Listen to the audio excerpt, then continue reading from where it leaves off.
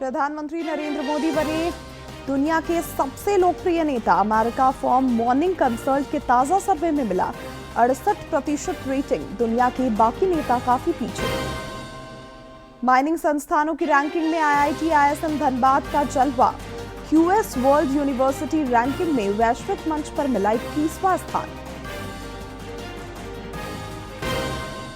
चैत्र नवरात्र के 8वें दिन देवी दुर्गा के महागौरी स्वरूप की हो रही पूजा अर्चना। प्रधानमंत्री ने मां महागौरी को किया नमन। कहा हर किसी के जीवन में आए सुख समृद्धि और आरोग्य। और छत्तीसगढ़ में चल रहे खेलो इंडिया ट्राइबल्स गेम्स के दूसरे दिन भी झारखंड का बेहतरीन प्रदर्शन जारी। झारखंड महिला हॉकी टीम ने तमिलनाडु को 30-0 से किया पराजय।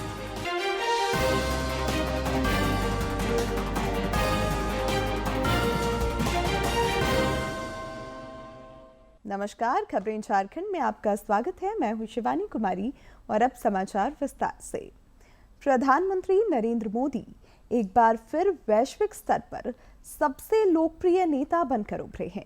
अमेरिकी data analytics firm morning consult के ताजा सर्वे के अनुसार प्रधानमंत्री मोदी को 68% की अप्रूवल रेटिंग मिली है, जो उन्हें दुनिया के शीर्ष नेताओं में पहले स्थान पर बनाए रखती है।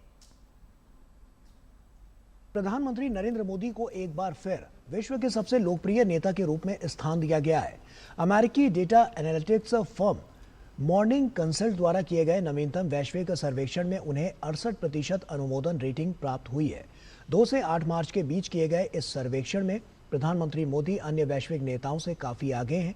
स्विट्जरलैंड के राष्ट्रपति गाय परमेलिन और दक्षिण कोरिया के राष्ट्रपति ली जे मियांग दूसरे स्थान पर हैं। दोनों को 62% अनुमोदन रेटिंग मिली है। चेक गणराज्य और अर्जेंटीना के नेताओं को क्रमशः 57% और 56% अनुमोदन रेटिंग प्राप्त हुई है। इसके विपरीत अमेरिका के राष्ट्रपति डोनाल्ड ट्रंप को 39% अनुमोदन रेटिंग मिली है और वे शीर्ष 10 में शामिल नहीं हो सके। यूरोपीय नेताओं में ब्रिटेन के प्रधानमंत्री कीर स्टारमर को 24% अनुमोदन रेटिंग मिली है, जबकि फ्रांस के राष्ट्रपति इमैनुअल मैक्रोन को 17% के साथ सूची में लगभग सबसे नीचे रहे हैं। और ये रैंकिंग कई देशों में वयस्कों की राय के साथ दिवसीय मूविंग एवरेज पर आधारित है। ये ताज़ा सर्वेक्षण ऐसे समय में आया है जब प्रधानमंत्री मोदी ने हाल ही में सार्वजनिक जीवन में गुजरात के मुख्यमंत्री और प्रधानमंत्री के रूप में अपने कार्यकाल को मिलाकर भारत में सबसे लंबे समय तक सेवा करने वाले नेताओं में से एक बन गए हैं। प्रधानमंत्री नरेंद्र मोदी 28 मार्च को उत्तर प्रदेश के दौरे पर रहेंगे। अपने दौरे के क्रम में श्री मोदी जेवर स्थित नोएडा इंटरनेशनल एयरपोर्ट का उद्घाटन करेंगे और एक जनसभा को भी संबोधित करेंगे। प्रधानमंत्री नरेंद्र मोदी 28 तारीख यानी शनिवार को उत्तर प्रदेश के दौरे पर रहेंगे। वे गौतम बुद्ध नगर के जेवर स्थित नोएडा अंतर्राष्ट्रीय हवाई अड्डे के टर्मिनल भवन का निरीक्षण करेंगे। इसके बाद वे नोएडा अंतर्राष्ट्रीय हवाई अड्डे के पहले चरण का उद्घाटन करेंगे और इस अवसर पर जनसभा को भी संबोधित करेंगे। नोएडा अंतर्राष्ट्रीय हवाई अड्डे का उद्घाटन भारत के वैश्विक विमानन केंद्र बनने की दिशा में एक महत्वपूर्ण मील का पत्थर है। इसे दिल्ली एनसीआर के दूसरे अंतर्राष्ट्रीय हवाई अड्डे के रूप में विकसित किया गया है, जो इंदिरा गांधी अंतर्राष्ट्रीय हवाई अड्डे का पूरक होगा। दोनों हवाई अड्डे मिलकर एक एकीकृत विमानन प्रणाली के रूप में कार्य करेंगे, जिससे भीड़भाड़ कम होगी, यात्री क्षमता बढ़ेगी और दिल्ली एनसीआर को विश्व के प्रमुख विमानन केंद्रों में स्थान मिलेगा। नोएडा अंतर्राष्ट्रीय हवाई अड्डा भारत की सबसे बड़ी ग्रीनफील्ड हवाई अड्डा परियोजनाओं में से एक है। इसके पहले चरण का विकास लगभग 11,200 करोड़ रुपए के निवेश से पब्लिक प्राइवेट पार्टनरशिप मॉडल के तहत किया गया है। इस हवाई अड्डे में एक मजबूत कार्गो प्रणाली भी शामिल है, जिसमें एक मल्टी मॉडल कार्गो हब, एकीकृत कार्गो टर्मिनल और लॉजिस्टिक क्षेत्र शामिल है। ये हवाई अड्डा एक टिकाऊ और भविष्य के लिए तैयार अवसंरचना परियोजना के रूप में डिजाइन किया गया है, जिसका लक्ष्य शून्य कार्बन उत्सर्जन के साथ संचालन करना है। यमुना एक्सप्रेसवे के किनारे रणनीतिक रूप से स्थित ये हवाई अड्डा एक मल्टी मॉडल परिवहन केंद्र के रूप में विकसित किया जा रहा है, जिसमें सड़क, रेल, मेट्रो और क्षेत्रीय परिवहन प्रणालियों का सुगम समन्वय भी होगा, जिससे यात्रियों और माल के लिए बेहतर संपर्क सुनिश्चित होगा। पश्चिम एशिया में तनाव के बीच भारत में एलपीजी और तेल को लेकर लगातार दबाव की स्थिति है। ऐसे में एलपीजी, पीएनजी और सीएनजी गैस को लेकर केंद्र सरकार ने कल नई दिल्ली में सभी राज्यों के मंत्रियों की बैठक बुलाई है। बैठक में राज्य के उपभोक्ता मामलों के मंत्री डॉक्टर इरफान अंसारी शामिल होंगे। इस दौरान वे झारखंड की स्थिति से केंद्र को अवगत कराएंगे। देश के उच्च शिक्षण संस्थानों ने रैंकिंग में फिर से धाक जमाई है। क्यूएस वर्ल्ड यूनिवर्सिटी रैंकिंग में आईआईटी आईएसएम धनबाद ने वैश्विक मंच पर 21वां स्थान हासिल कर भारत का मान बढ़ाया है।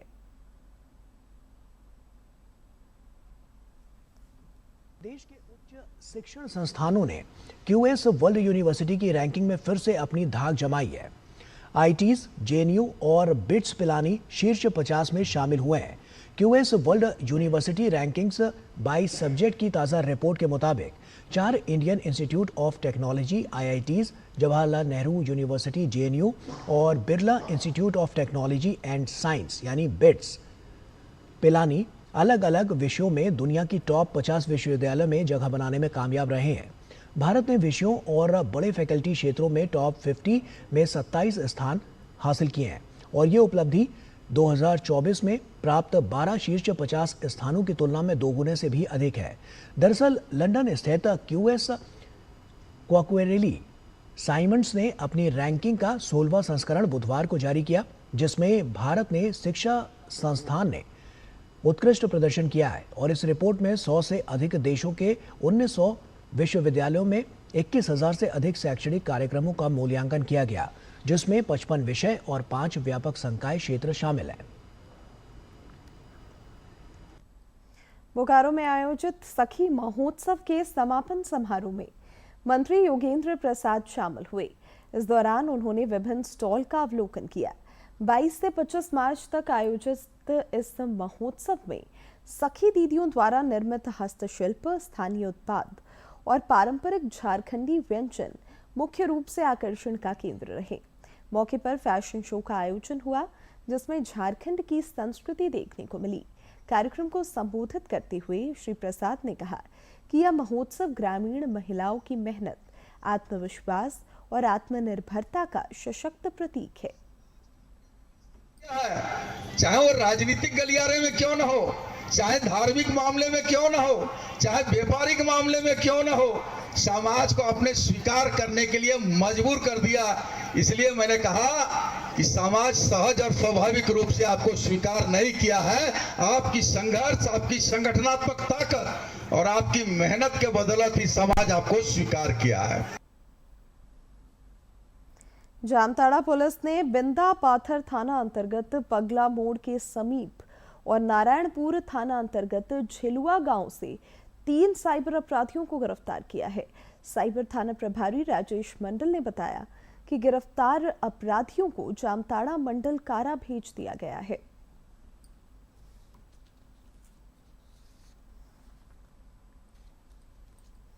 टीम गठित किया गया और इन लोगों के द्वारा छापामारी कर बिंदा पाथर के पगला मोड़ के निकट से 2 व्यक्ति, एक नयन मंडल और राहुल मुराय को 3 मोबाइल के साथ गिरफ्तार किया गया।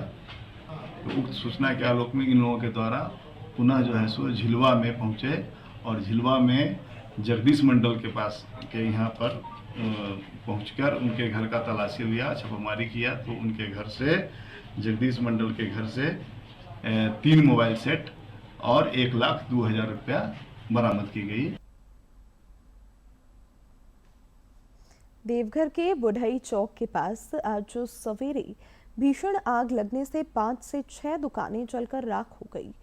आग इतनी तेजी से फैली कि स्थानीय लोग उसे काबू नहीं कर सके। सूचना मिलते ही दमकल की गाड़ियां मौके पर पहुंची और कड़ी मशक्कत के बाद आग पर काबू पाया गया। प्रारंभिक जांच में शॉर्ट सर्किट से आग लगने की आशंका जताई जा रही है। फिलहाल पुलिस पूरे मामले की जांच में जुटी है।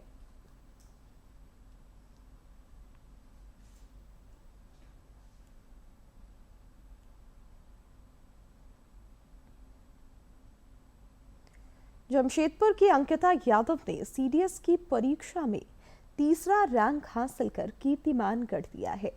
अंकिता ने अधिकारी पद के लिए चयनित होकर क्षेत्र और राज्य को गौरवान्वित किया है।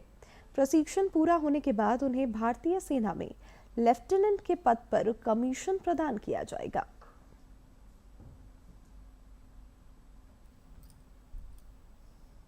जमशेदपुर की अंकिता यादव ने सीडीएस परीक्षा में ऑल इंडिया रैंक 3 हासिल किया है। अंकिता अब चेन्नई रवाना हो चुकी हैं, जहां 1 वर्ष का सैन्य प्रशिक्षण प्राप्त करेंगी। इसके बाद वो भारतीय सेना में अधिकारी के रूप में सेवा देंगी। उन्होंने कहा कि भविष्य में युवाओं का मार्गदर्शन कर उन्हें देश सेवा के लिए प्रेरित करेंगी। मैं सारी युवा लड़कियों को यही संदेश देना चाहती हूँ कि हमारे पास बहुत सारी अपॉर्चुनिटी है, बस हमें खुद पे विश्वास रखना चाहिए। और अगर हमारा कुछ भविष्य में लक्ष्य है और कुछ एम या गोल है लाइफ में, तो थोड़ा सा रिस्क लेके हमें उसके प्रति काम ज़रूर करना चाहिए। भले 1 साल लगे या 2 साल लगे, बट आप उसको पूरी तरीके से समय दें, अपने एक लक्ष्य बना लें और उसकी के पीछे लगे रहे, तो एक दिन आप ज़रूर सफल हो जाएंगी। अंकिता के पिता JD Yadav Bank of India Tamilia शाखा में हेड कैशियर के रूप में कार्यरत हैं।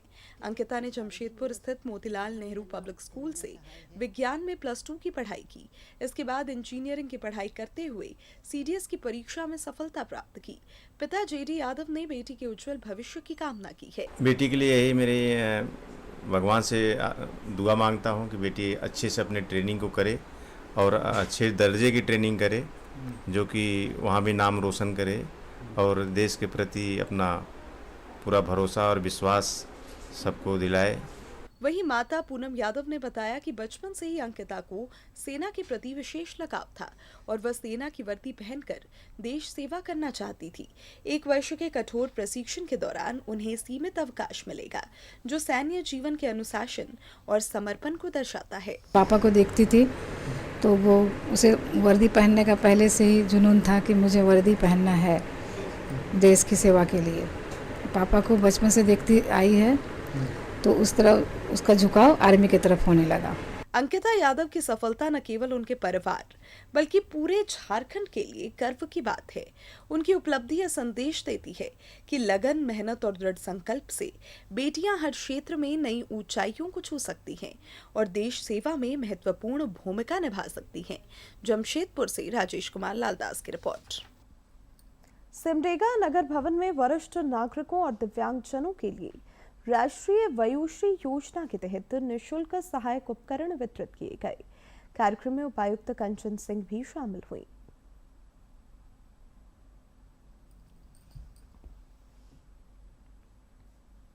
भारत सरकार की राष्ट्रीय वयोश्री योजना और एडीपी योजना के तहत आयोजित इस शिविर में जरूरतमंदों के बीच निःशुल्क सहायता उपकरणों का वितरण किया गया। शिविर में कुल 157 दिव्यांगजनों को motorized tricycle, BTE hearing aid, crutch, knee brace और एलएस बेल्ट जैसे विभिन्न सहायक उपकरण प्रदान किए गए। इस अभियान के तहत मार्च 2026 तक 876 सहायक उपकरण वितरित किए जाने हैं।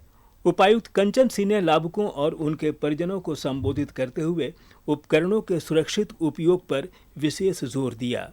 उन्होंने कहा कि मोटर चालित ट्राईसाइकिल समेत अन्य उपकरणों का उपयोग सावधानी और नियंत्रित गति के साथ करें। विकलांग हैं जो नहीं कर सकते हैं, उनके साथ उनके परिवार के जन आए हैं, तो उन लोगों को भी समझना बहुत जरूरी है ताकि उनको कोई दुर्घटना से बचाया जा सके। और ये इसलिए है कि सरकार चाहती है कि हमारा कोई भी भाई बंधु किसी भी तरह की समस्या में है तो हम उसकी मदद कर सकें, उसको अपने पैरों पर खड़ा कर सकें। यह सामाजिक अधिकारिता शिविर न सिर्फ दिव्यांगजनों को सहारा देने का प्रयास है, बल्कि उन्हें आत्मनिर्भर बनाने की दिशा में एक महत्वपूर्ण पहल भी है। सिमडेगा से मनोज कुमार सिन्हा, मनु की रिपोर्ट। केंद्रीय मंत्रिमंडल ने वर्ष 2031 से 2035 की अवधि के लिए भारत के राष्ट्रीय योगदान को मंजूरी दे दी है, जिससे संयुक्त राष्ट्र जलवायु परिवर्तन रूपरेखा संधि और पेरिस समझौते के अंतर्गत देश की महत्वाकांक्षा को बढ़ावा मिला है। साथ ही उड़ान योजना के तहत छोटे शहरों की कनेक्टिविटी बढ़ाने की भी स्वीकृति दी गई।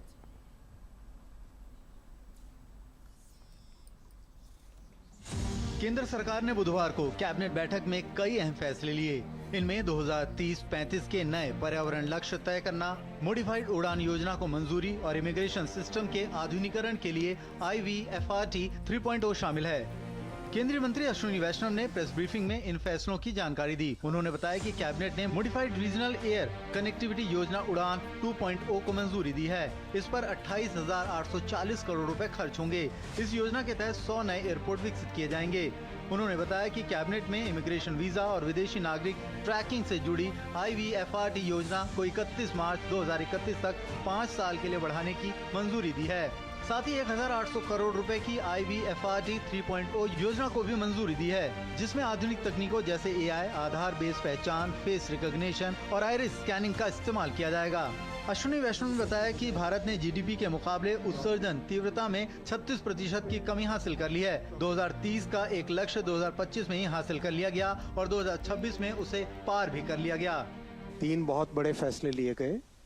सबसे पहला, भारत में जो विजिटर्स आते हैं उनकी फैसिलिटेशन के लिए, उनके लिए ईज ऑफ ट्रैवल के लिए 1,800 करोड़ रुपीस का IVFRT, ये होम मिनिस्ट्री के तहत है, immigration visa foreigners registration and tracking, इसका 3.0 थर्ड वर्जन। दूसरा बड़ा हुआ 28,840 करोड़ के सैंक्शन से मॉडिफाइड उड़ान स्कीम सैंक्शन हुई।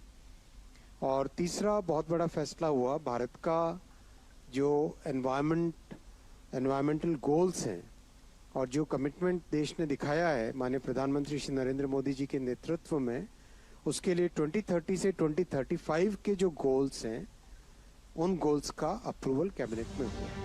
केंद्रीय मंत्री के मुताबिक पहले क्योटो प्रोटोकॉल लागू था, लेकिन पेरिस समिट के बाद एक नया वैश्विक ढांचा बना है, जिसमें हर देश को अपनी परिस्थितियों के अनुसार लक्ष्य तय करने को कहा गया है। वर्तमान लक्ष्य 2025-30 के लिए अब कैबिनेट ने 2030-35 के लक्ष्य को मंजूरी दी है। मुकेश शुक्ला की रिपोर्ट, DD न्यूज, दिल्ली। प्रधानमंत्री नरेंद्र मोदी ने कहा कि केंद्रीय कैबिनेट में लिए गए फैसले से जन कल्याण की भावना और मजबूत होगी। उन्होंने कहा कि उड़ान योजना को लेकर किए गए प्रावधानों से किफायती हवाई यात्रा का विस्तार होगा। प्रधानमंत्री नरेंद्र मोदी ने सोशल मीडिया प्लेटफॉर्म X पर अपने संदेश में लिखा कि देश भर में एयर कनेक्टिविटी के तेज विस्तार के लिए हमारी सरकार पूरी तरह से प्रतिबद्ध है। इसी दिशा में आज मॉडिफाइड उड़ान स्कीम को मंजूरी दी गई है। इसके तहत टियर 2 और टियर 3 शहरों में नए एयरपोर्ट और हेलीपैड विकसित किए जाएंगे। इससे दूर दराज के क्षेत्रों में रोजगार, व्यापार और पर्यटन को बढ़ावा मिलने के साथ ही आर्थिक विकास को एक नई गति मिलेगी। कोडरमा के युवा वैज्ञानिक कुणाल अम्बष्ट ने मस्तिष्क और आंखों की गतिविधियों से चलने वाला उपकरण तैयार किया है, जो हजारों दिव्यांगों को आत्मनिर्भर बनाने में मदद करेगा। कुणाल के काया न्यूरोसिंक उपकरण को राष्ट्रीय मंच पर भी सम्मान मिल रहा है।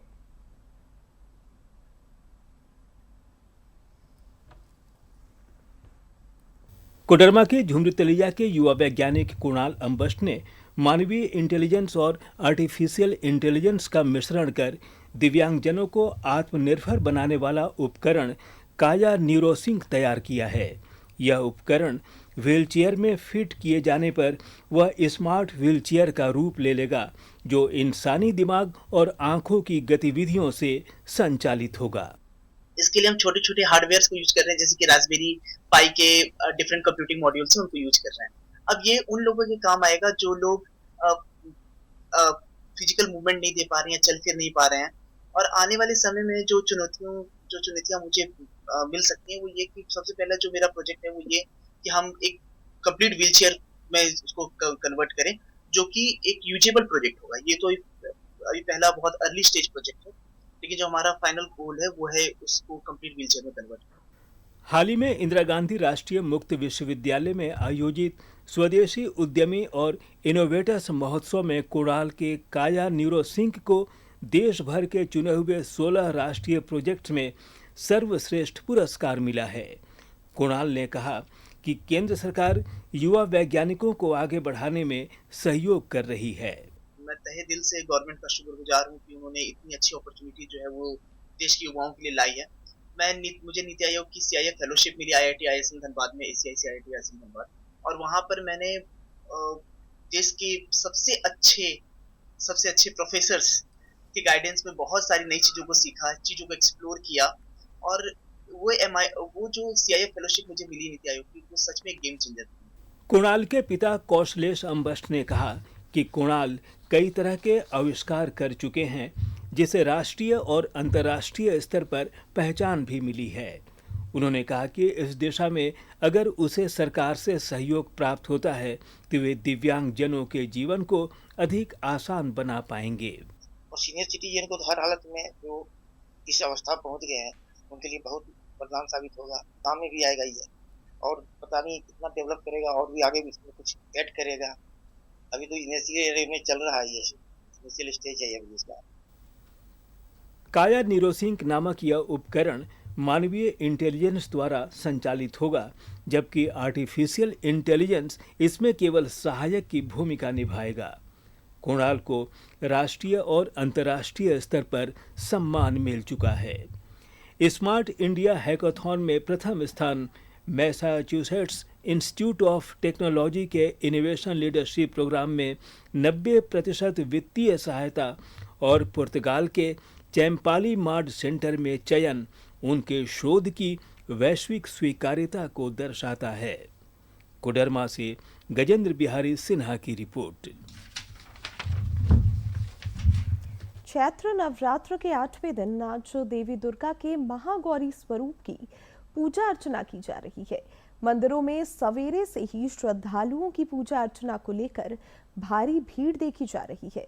इस अवसर पर प्रधानमंत्री नरेंद्र मोदी ने मां महागौरी को नमन किया है और प्रार्थना की कि उनकी दिव्य आभा हर किसी के जीवन में सुख, समृद्धि और आरोग्य लेकर आए।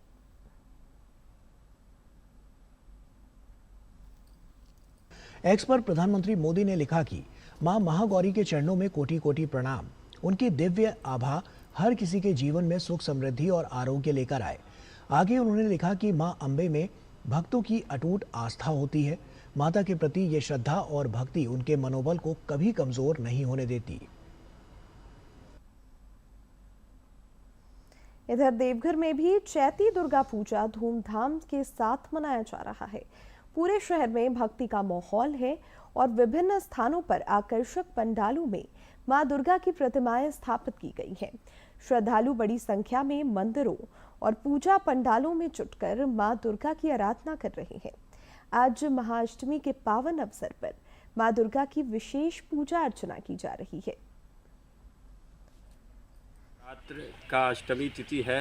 माता के 8वें स्वरूप का पूजा अर्चना की जा रही है और इस अवसर पर जगह जगह पर जो है माता की प्रतिमा स्थापित है और तब से लोग जो है पूजा अर्चना करने में व्यस्त हैं। और आज ख़ास बात यह है कि माता को जो है महिलाएं बड़ी संख्या में डाला अर्पित करती है और इनका श्रृंगार करती है। यह परंपरा सदियों से चली आ रही है और जो भी लोग माता से मन्नत मांगते हैं वही मन्नत आज पूरी होने पर महिलाएं जो है डाला माता को अर्पित करते हैं।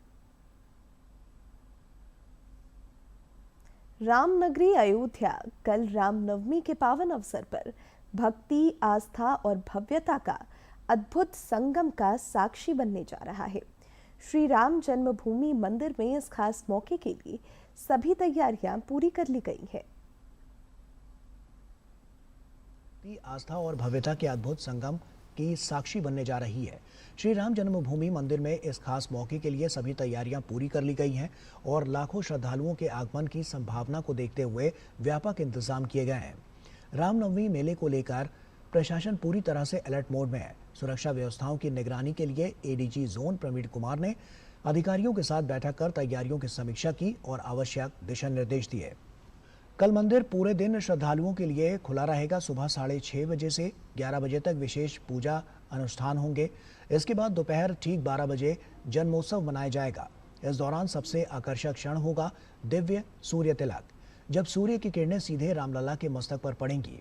इस अलौकिक दृश्य को LED स्क्रीन के माध्यम से भी प्रसारित किया जाएगा, ताकि अधिक से अधिक श्रद्धालु इस पल के साक्षी बन सकें। और भगवान को लगभग 6 क्विंटल पंजीरी और पारंपरिक 56 भोग अर्पित किए जाएंगे। मंदिर परिसर में बधाई गान, फूल बंगला, झांकी और भव्य सजावट श्रद्धालुओं को मंत्रमुग्ध कर देगी। शाम को मंदिर का शिखर भव्य फसाड लाइटिंग से जगमगा उठेगा। गिरिडीह में रामनवमी की धूम देखी जा रही है। पूरा शहर महावीरा पताकों से पटा पड़ा है। यह पताका सिर्फ आस्था का प्रतीक ही नहीं, बल्कि सामाजिक समरसता की अनूठी मिसाल भी है। भंडारीडीह में मुस्लिम परिवार 3 पीढ़ियों से महावीरी पताकों का निर्माण कर रहा है।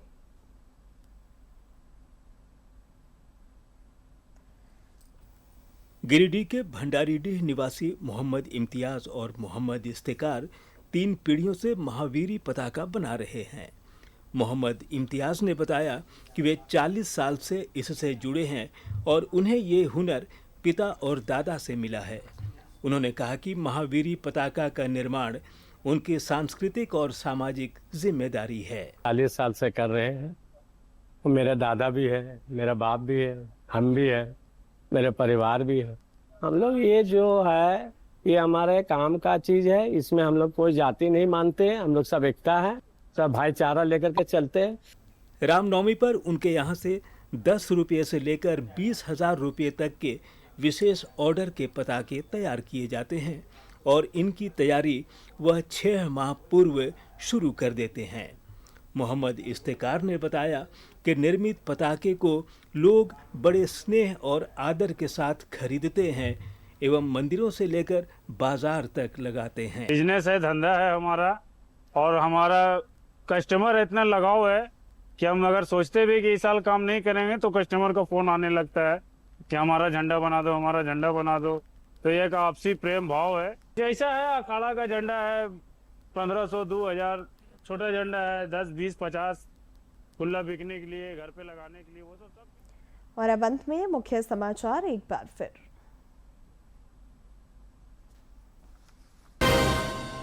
प्रधानमंत्री नरेंद्र मोदी फिर बने दुनिया के सबसे लोकप्रिय नेता। मैरथी फॉर्म मॉर्निंग कंसल्ट के ताजा सर्वे में मिला 68% रेटिंग। दुनिया के बाकी नेता काफी पीछे।